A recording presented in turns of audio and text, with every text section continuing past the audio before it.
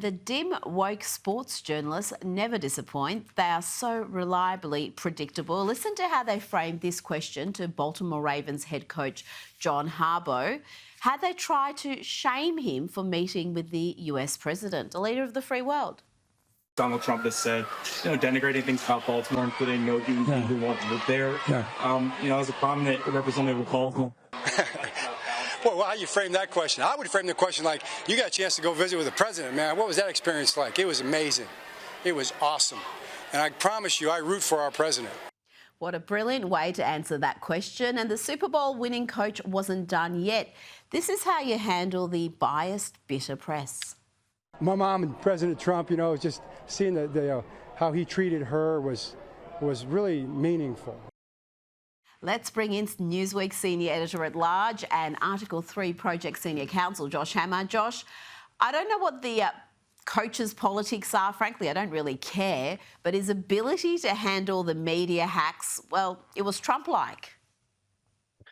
Well, Rita, John Harbaugh and his brother Jim Harbaugh, who's the head coach at the University of Michigan, are actually pretty well-known political conservatives. In fact, in Michigan, his brother Jim Harbaugh is known to be active in pro-life causes there. So, this woke reporter picked the wrong guy. I mean, they picked the wrong guy because not only are their politics considerably right of center, but as you saw in that clip, they are very quick on their feet, the Harbaugh brothers as well. They're also very good football coaches. I'm actually a big football fan. I follow this sort of thing closely there. But this reporter got totally whipped in his face. And by the way, Rita, this is emblematic of American sports media in general. I mean, how many years has ESPN here in the United States been going down the tubes? This is why you had Clay Travis, who founded Outkick many years ago, sold it to Fox News for oodles of money. There is a huge market for anti-woke sports media consumption here in the United States, but unfortunately, far too many of our reporters are just these woke left-wing idiots with their heads so far up their rear end they can't even see straight. But thankfully, we have people like John Harbaugh to kind of dish it out. And these reporters really do deserve it.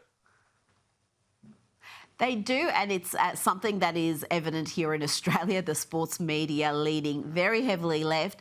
Massive divide, Josh, with the audience, because sports fans, yes, they come from all sides of politics, but sports fans, particularly football fans, tend to lean right, and the media that serves them is so completely out of touch with their values, and how they present sport has become deeply political. 100%. Look, sports in many ways is a reflection of the nation's culture.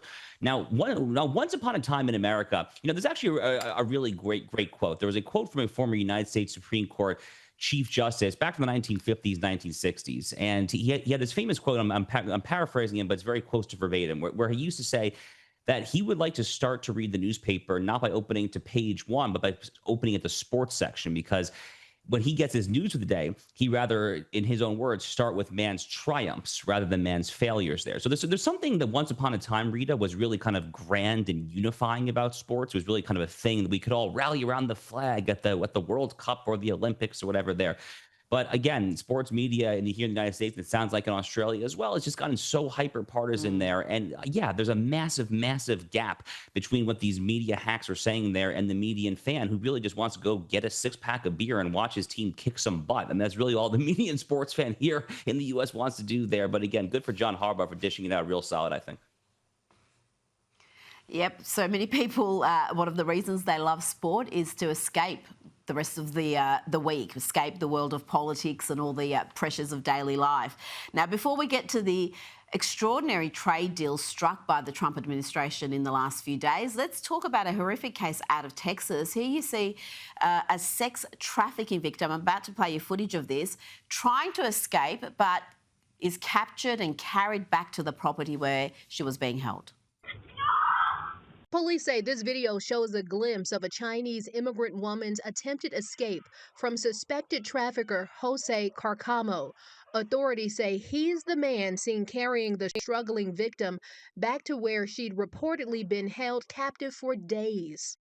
Josh, we have since learned that the illegal immigrant you see in that clip snatching that Chinese sex slave, essentially, and he had his deportation case cancelled under the Biden administration. Jose Carcamo from Honduras was accused of bounding, punching and raping that woman while holding her captive. He is now thankfully in custody, Josh, but How many others like him had their deportation cases terminated under the previous administration? You know, Rita, I can actually speak personally to this at least a little bit. So this is in Texas. I used to live in Texas. I clerked for a federal appeals court judge in Texas 7 years ago now. When I was clerking on the Fifth Circuit Court of Appeals, I actually distinctly remember working on a case that was based in the Houston, Texas area, but involved just the fact pattern was just truly horrific. I mean, unspeakable stuff there. I mean, you're talking here about child sex trafficking of these girls from Guatemala, Nicaragua, Honduras, and all these Latin American gangs that are here illegally working with the cartels. I mean, to the government's credit back then, the Trump administration, the U.S. attorneys were prosecuting the crap out of this and throwing the book at them, and good for them. But, you know, whether it was that, whether it's this terrible video we see here, you know, Rita, we so often hear about the proverbial guy who was just brought here when he was a kid, and he's hardworking and he's sweating his brow off, picking the strawberries in the strawberry field. And look, I mean, maybe some of these folks exist, okay? Your mileage may vary there. But you know what?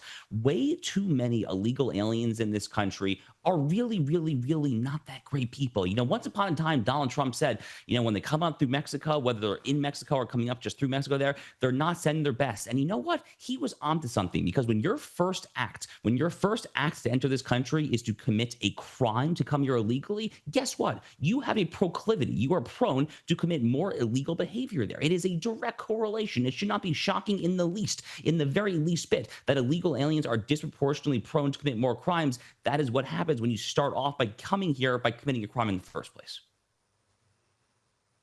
Now let's talk about the deals the Trump administration has struck in recent days. Firstly, with Japan, a huge deal, the biggest struck yet until the EU deal. The European Union certainly talked a big game, but they seem to have capitulated in rather spectacular fashion. You're known as a tough negotiator and deal maker. What is in front? And fair. And what is in front of us? That's less important. If we are successful, I think it would be the biggest deal each of us has ever struck. So I'm very much looking forward. Ever struck by anybody. And if this deal ends up being finalised, it gives the US pretty much all it wanted without the EU getting much in return. That is called a rebalance, according to the EU president. I think the president is right. We have a 50 to 50% chance to strike a deal. And indeed, it is about rebalancing. So you can call it fairness, you can call it rebalancing. We have a surplus, the United States has a deficit, and we have to rebalance it. We have an excellent trade relation. It's a huge volume of trade that we have together. Ursula von der Leyen, the EU president, Josh, talked a big game before this agreement, but it certainly looks like a capitulation. You look at the details that have been released, it is a massive win for the US. You know, Rita, Donald Trump is the only man that I've ever seen who flies over to Scotland, the home of golf, to play some rounds of golf with his family, to usher in a new Trump-affiliated golf course redesign. And he comes home bagging one of the greatest, most historic trade deals in the history of modern commerce. I mean, this is truly historic stuff. And you know, whether it's really getting the better of Ursula von der Leyen and the European Union bureaucrats, whether it's the massive trade deal that the United States just reached with Japan about a week and a half ago. We had a deal with the Philippines in the interim that kind of flew under the radar.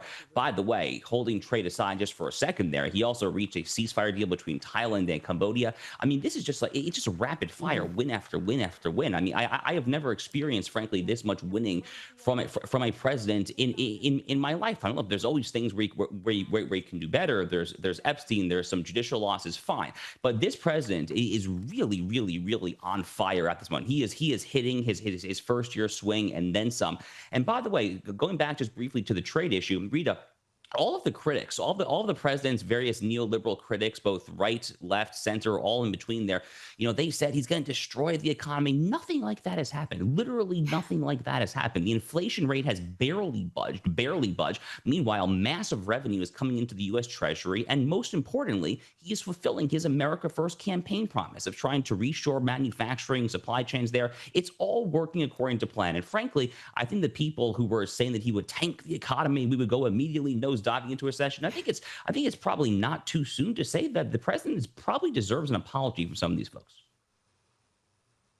I don't think an apology will be forthcoming. They have got so many of these doomsday predictions wrong about his policies, and he just keeps rolling along. You mentioned the Japanese deal. That was enormous as well. And again, the details released, a massive win for the US. Absolutely massive. And to Donald Trump's credit, Rita, he's been talking about Japan for a long time. In fact, before the rise of China, there was the rise of Japan. Trump has these old videos on Oprah Winfrey's show from the 1980s, Yes, talking about how Japan is not playing by the rules. They're dumping, meaning that they're subsidizing the prices for artificially cheap prices on the foreign stage. They're doing this and that. He's been obsessed with Japan for a very, very long time. Literally before Donald Trump was talking about China, as he says it, before there was China, there was Japan. And Trump's been on this one for essentially his entire adult life. So I think that this is not just a massive win for the United States there. It's not just a boost to the American auto industry as well, talking about these 15% tariffs on Japanese automobiles there. But I think this deal in particular has some kind of personal gravitas for the president, because his eye has been on the Japanese trade issue for literally 40 to 50 years. Well, yeah, we played that clip from 40 years ago on Oprah, talking about how Japan was just absolutely decimating certain industries in America by the advantageous deals they had in place. Yes. Now, whilst he was in Europe, he also lectured the EU about its illegal immigration crisis. Immigration, Europe has a tremendous problem, and we do too, but we've sealed our borders. We have nobody coming in, and we have hundreds of thousands of people being taken out, and the bad ones first, and I think we're doing a very good job of that. But it literally registered 0 people last month. You probably saw that. Yes, you probably saw that, Ursula.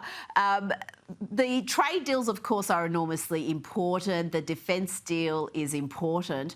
But there are also cultural, social issues, and it's something that the Vice President has spoken about in Europe, the illegal immigration crisis, the way the face of Europe is being changed, the crackdown on free speech, all sorts of cultural issues, values issues that were also at the forefront of the Trump administration's approach to Europe, Josh. This is something that is bigger than just trade.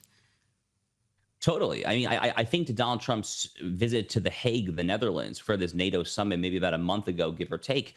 And it was at this summit that the European NATO countries announced collectively, if memory serves, that they would agree to commit to spending at least 2 to 3% of GDP on defense spending. But many of them said that they would try to go all the way up to 5% there, which is kind of the highest tier that the NATO charter calls for there. This is a long sought after foreign policy goal when it comes to trying to tighten and to ultimately better and improve U.S.-European relations there. So whether it's trade, whether it's foreign policy, indeed, whether it is these cultural issues, trying to tell the Europeans to get control of their own porous borders, as J.D. Vance did at the Munich Security Conference back in February. Stop censoring dissident speech. Frankly, I'm not sure that the Brits have listened particularly well, at least yet, under Keir Starmer there at 10 Downing Street. They've got a ways to go when it comes to that one there.